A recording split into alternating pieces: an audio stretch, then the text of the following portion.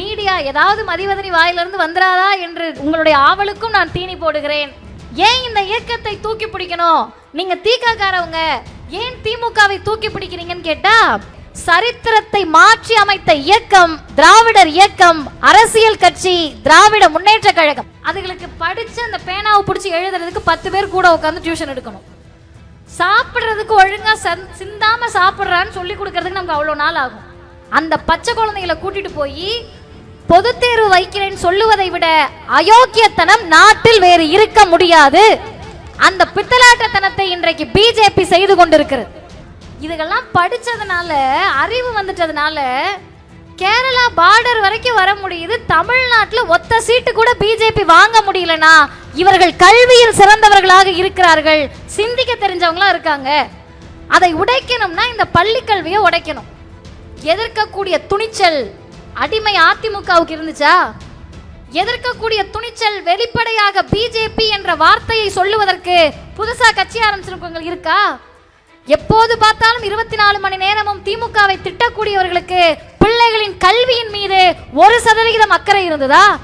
நாங்கள் ஏன் முதல்வரோடு நிற்கிறோம் என்று சொன்னால், இந்த புதிய கல்விக் கொள்கையை நீ 5000 கோடி இல்ல 10,000 கோடி கொடுத்தாலும் ஏற்றுக்கொள்ள முடியாது என்று இந்தியாவில் சொல்லக்கூடிய ஒரே முதலமைச்சர் முதுகெலும் இருக்கக்கூடிய முத்துவேல் கருணாநிதி ஸ்டாலின் என்ற முதலமைச்சரை தவிர வேறு யார் இருக்கா?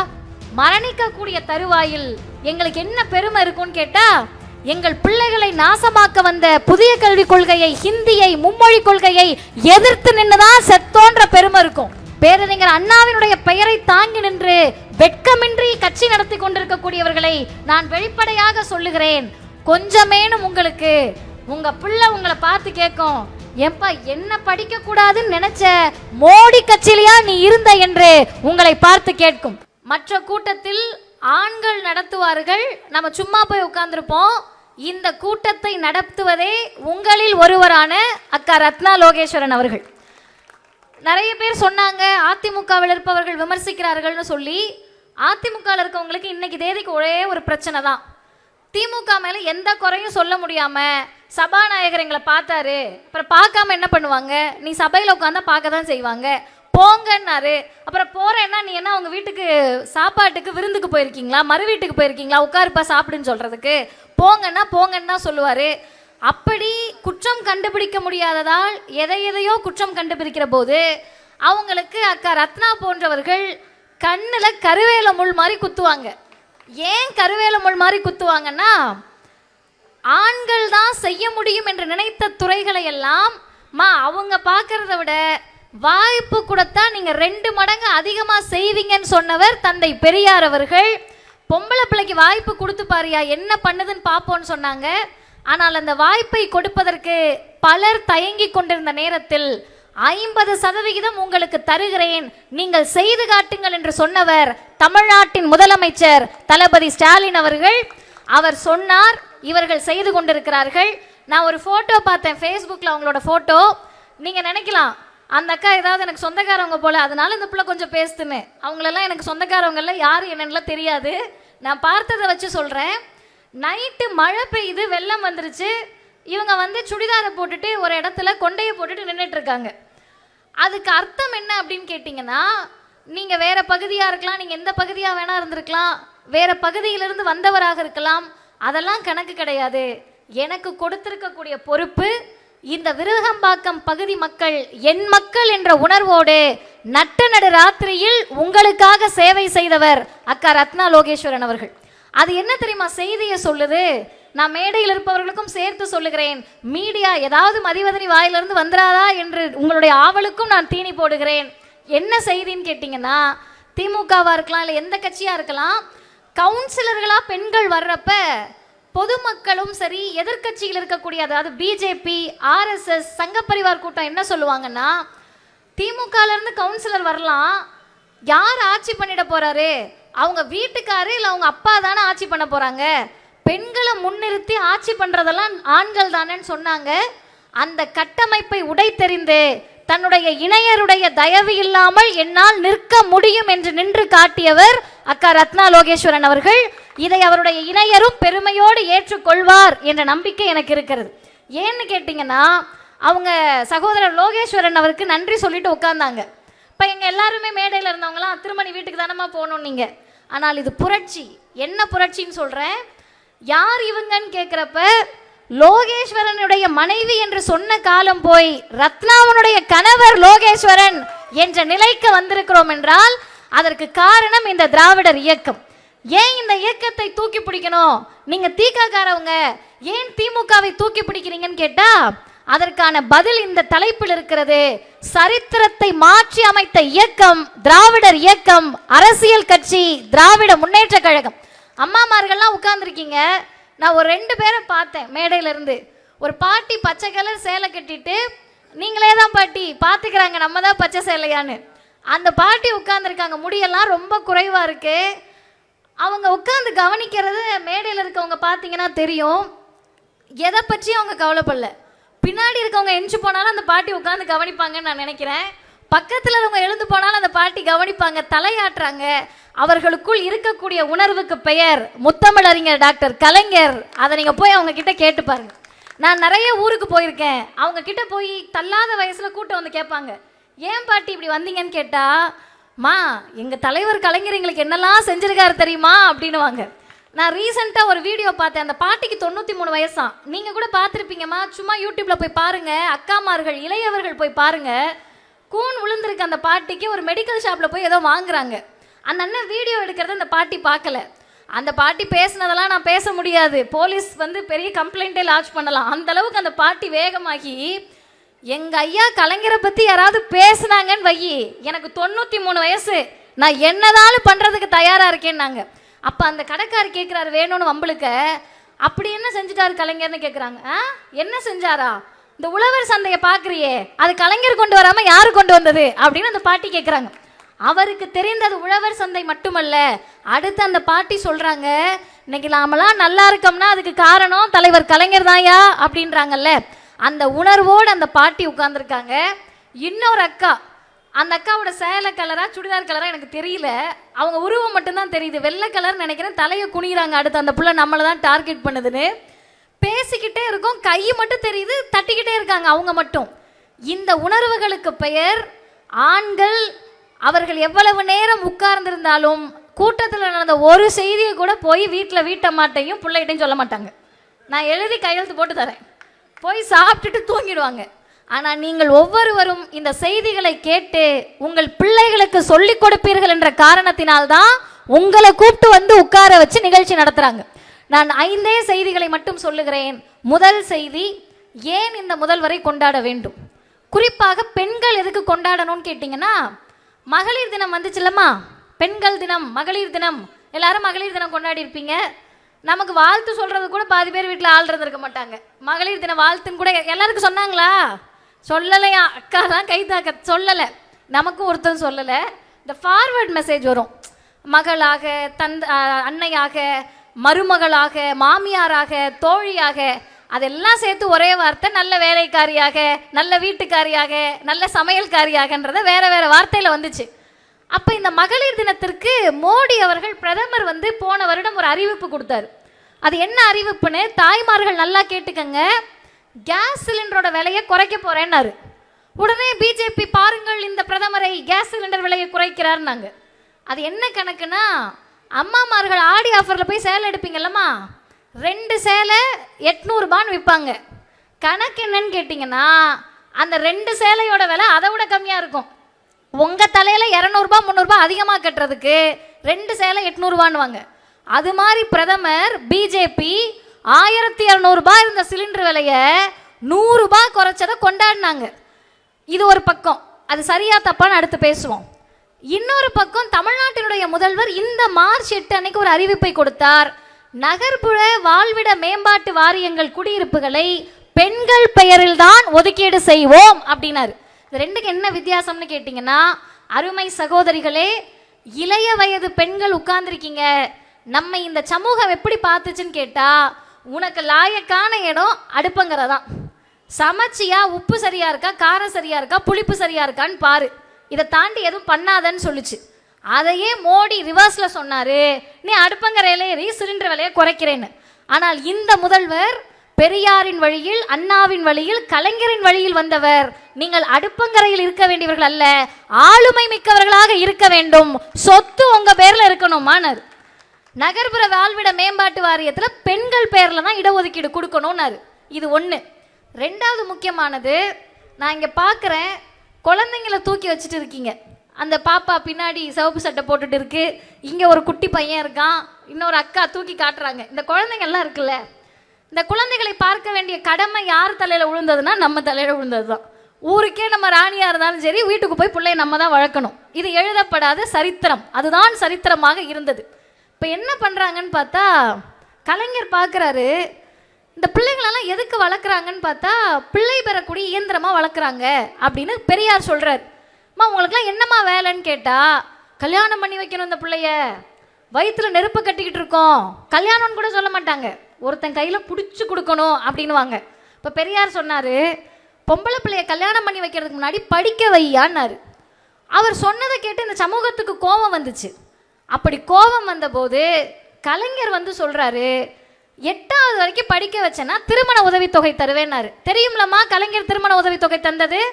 இதை என்ன விமர்சனத்துக்குள்ள ஆக்குனாங்கன்னா, இல்லை நம்மளே என்ன கேள்வி கேட்கணும்னா, நியாயமாக கலைஞர் என்ன சொல்லியிருக்கணும்? வறுமையில் இருப்பவர்களுக்கு திருமண உதவித்தொகை தரேன், ஏழ்மையில் இருப்பவர்களுக்கு தரேன்னு சொல்லியிருக்கணும். ஆனால் கலைஞர் அப்படி சொல்லாமல் 8வது வரைக்கும் படிக்க வச்சேன்னா தருவேன்னாரு. அதுக்கு பின்னால் இருந்த உளவியல் என்னன்னா, நீ எப்படியும் பொம்பளை பிள்ளைய வளர்க்குறதே கல்யாணம் பண்ணி வைக்க தான், பிள்ளையை பெற்றுக்கிறதுக்கு தான். அப்போ படிக்கவான்னு சொன்னால் நீ பிள்ளைய அனுப்ப போகிறது கிடையாது. குறைந்தபட்சம் இந்த திருமண உதவித்தொகைக்காகவாவது பெண் பிள்ளைகள் பள்ளி படிப்பை முடிப்பார்கள் என்ற உயர்ந்த சிந்தனையோடு கலைஞர் திருமண உதவித்தொகையை தந்தார். அவருடைய மகன் நம்முடைய தளபதி ஸ்டாலின் அவர்கள் இன்னும் ஒருபடி மேலே போய் பெண் பிள்ளைகள் இன்றைக்கு மிகப்பெரிய அளவில் சிந்திக்க தொடங்கி விட்டார்கள். நீ எல்லாம் என்னத்தை பண்ண போற அப்படின்னு கேட்டாங்க.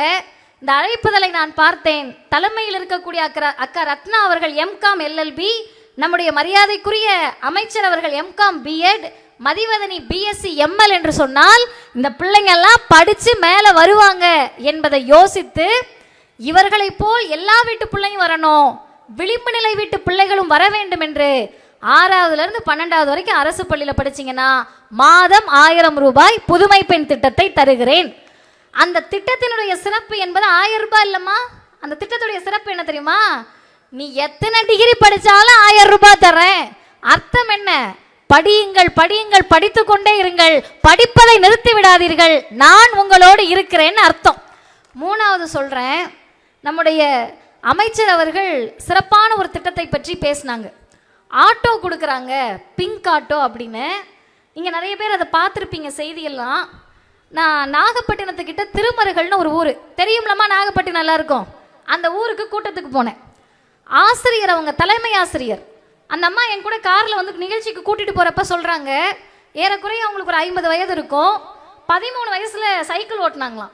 சைக்கிள் மேலே ஏறி உட்கார்ந்த உடனே சைக்கிளை தூக்கி அவங்க பெரியப்பா வீசி, எனக்கு புரியல, அவங்க ரொம்ப உருக்கமாக சொன்னாங்க, ஏங்கா சைக்கிளை தூக்கி வீசினாங்கன்னு கேட்டேன். அந்த அம்மா சொன்னாங்க, பொம்பளை பிள்ளை சைக்கிள் ஓட்டுறதான்னு தூக்கி வீசினாராம். எனக்கு ஆச்சரியமாக இருந்துச்சு. அவங்க 13 வயசுனா ஏறக்குறைய ஒரு 30 வருடத்துக்கு முன்பு, 37 வருடத்துக்கு முன்பு, 50 வருஷத்துக்கு முன்னாடினே வச்சுப்போமே. ஒருத்தர் 1931 சொல்கிறாரு, பெண்களை காவல்துறையிலும் இராணுவத்திலும் நியமிக்கணும் சொன்னவர் பகுத்தறிவு பகலவன் தந்தை பெரியார். அந்த மனுஷன் சொல்லிட்டாருன்னா ஆக்கிட முடியுமா அப்படின்னு நினச்சாங்க. அந்த பெரியார் சொல்கிறாரு, நீங்கள் ஓட்ட பயிற்சி கற்றுக்கணும், தேக பயிற்சி கற்றுக்கணும், குத்து சண்டை கற்றுக்கணும், சிலம்பம் கற்றுக்கணும், கராத்தே கற்றுக்கணும், பயங்கர போல்டாருமா, வண்டி ஓட்டுமா, பைலட் ஆகுமான்றாரு. பைலட் எங்கே ஆகிறது? சைக்கிளே ஓட்ட முடியல 40 வருஷத்துக்கு முன்னாடி. அந்த சமூகத்தில் ஒரு முதல்வர் வந்து எல்லா சமூக கட்டமைப்பையும் உடைத்து, பெண்கள் சைக்கிள் என்ன ஆட்டோவே இனிமே ஓட்டலாம், நான் தருகிறேன் என்று சொன்னவர் தமிழ்நாட்டினுடைய முதலமைச்சர். சரித்திரத்தை மாற்றி எழுதியிருக்கிறோம். சைக்கிள் பெடல் போட முடியாதவங்கள நான் இருக்கேன், நீ ஆட்டோ ஓட்டுன்னு சொல்ற அந்த தெம்பு இருக்குல்ல, அதை இந்த முதல்வர் தந்திருக்கிறார். 4வது செய்தி உங்க எல்லாருக்கும் தெரிஞ்சது தான். இது என்ன இந்த புள்ள புதுசாக சொல்லுதுன்னா, சுய உதவி குழுக்கள். சுய உதவி குழுக்கள்ல எல்லாரும் இருப்பீங்க. இந்த சுய உதவி குழுக்களில் இருக்கக்கூடிய பெண்கள் என்ன நினச்சிக்கிட்டு இருக்காங்கன்னா, கவர்மெண்ட் ஏதோ லோன் தருது, பேங்க் லோன் தராங்க, காசு கட்டுறோன்னு. அது இல்லை.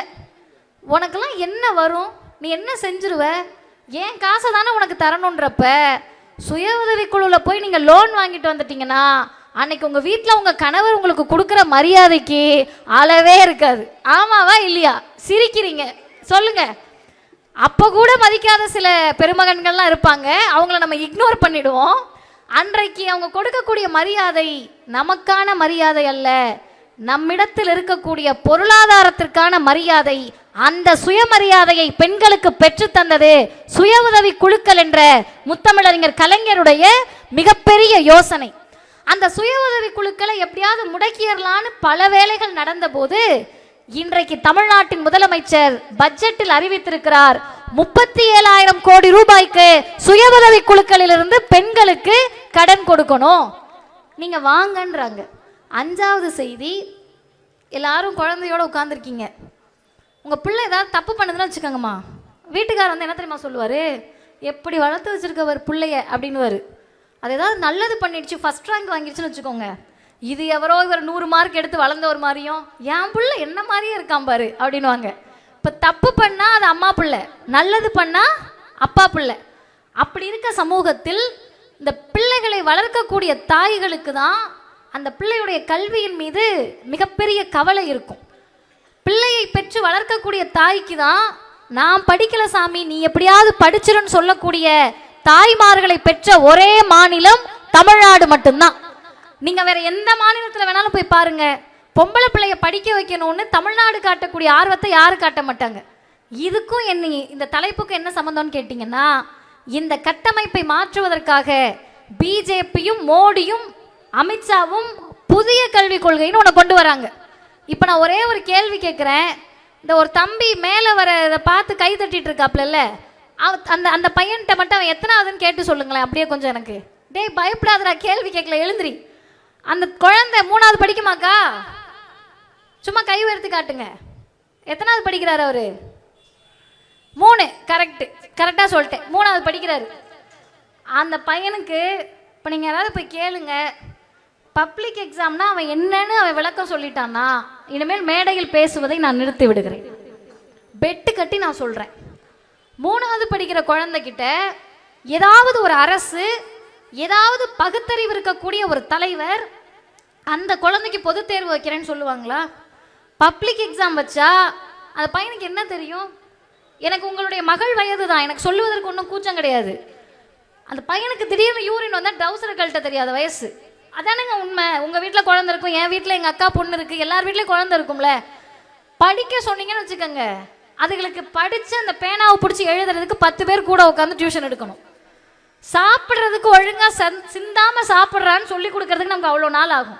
அந்த பச்சை குழந்தைகளை கூட்டிட்டு போய் பொது தேர்வு வைக்கிறேன்னு சொல்லுவதை விட அயோக்கியத்தனம் நாட்டில் வேறு இருக்க முடியாது. அந்த பித்தலாட்டத்தனத்தை இன்றைக்கு பிஜேபி செய்து கொண்டிருக்கிறது. காரணம் என்ன?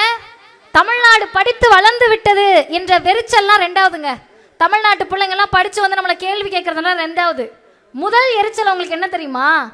இதுகெல்லாம் படித்ததுனால, அறிவு வந்துட்டதுனால கேரளா பார்டர் வரைக்கும் வர முடியுது, தமிழ்நாட்டில் ஒத்த சீட்டு கூட பிஜேபி வாங்க முடியலனா இவர்கள் கல்வியில் சிறந்தவர்களாக இருக்கிறார்கள், சிந்திக்க தெரிஞ்சவங்களா இருக்காங்க.